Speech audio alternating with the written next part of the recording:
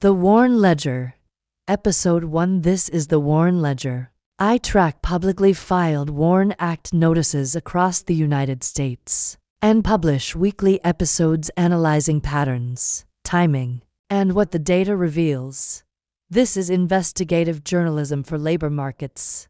This is the record. In 2025, over 400,000 workers across 38 states received Warren notices. That's 400,000 households notified 60 days before their employment ended. These are not estimates. These are documented filings, required under federal law. Between December 29th and December 31st, 2025, 11 companies filed Warren notices. The last 3 business days of the year, workers received these notices while offices were closed for the holidays, reducing their ability to ask questions, organize responses, or access support resources immediately. Tyson Foods Amarillo facility notified 1,761 workers on December 29th with an effective date of January 20th, 2026. That's 22 days notice, not the required 60 days. FedEx Supply Chain Coppell filed December 30th, affecting 856 workers, with an effective date of January 29th.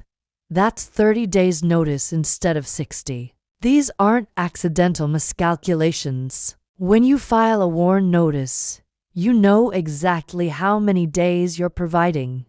In New York, 4,486 workers received Warren notices in October 2025.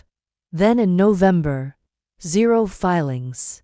December, 0 filings. This isn't a recovery story. This is what silence looks like after a spike. North Carolina had 5 notices filed in November and December affecting 1,700 workers across manufacturing, healthcare services, distribution centers, and retail operations. These aren't single industry layoffs. This is cross-sector coordination in one state within an 8-week window. Here's what I'm watching. Holiday filing windows aren't accidents. 11 companies filed in the last 3 business days of December.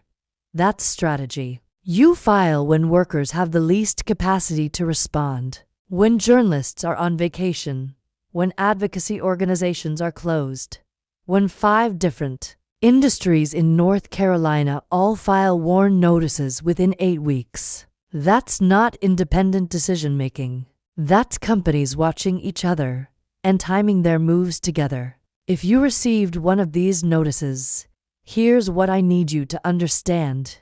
You were working. They were planning. While you were meeting deadlines, training new hires, covering shifts, fixing problems, they were calculating severance costs, timing announcements, and consulting legal teams on how to minimize exposure. A Warren notice is information, not identity.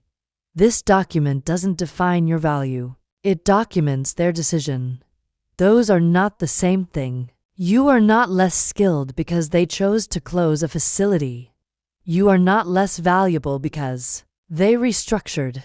This is not your fault. File for unemployment benefits immediately. Do not wait until your last day. File the same day you receive the notice. Document everything. Print your performance reviews, commendations, certifications, training records. Contact your state's rapid response team. Every state has one. They provide free job search support, resume help, and retraining resources specifically for workers affected by mass layoffs. If your notice shows fewer than 60 days between filing date and layoff date, document that. You may be entitled to additional compensation. Contact your state labor department or an employment attorney. You are not a line item on their balance sheet. You are a person who showed up, did the work, and kept things running. That mattered. That still matters. This is the Warren Ledger. I'll be back next Wednesday with the next data pull. New episodes drop every Wednesday. Subscribe on YouTube, Substack, or wherever you listen to podcasts. This is The Record.